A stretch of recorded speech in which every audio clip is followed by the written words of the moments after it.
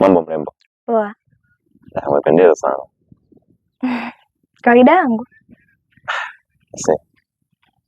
Yaani mimi nikikuona tu naishiwa mpaka maneno ya kuzungumza. Unajua wewe ni mrembo. Yeah, I know.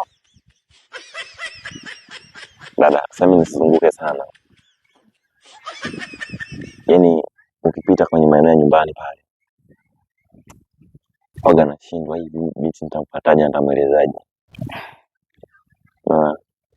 Mimi mwenzako nakupenda.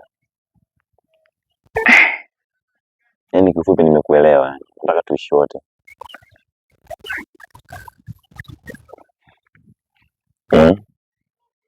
Kwa maana una mpenzi?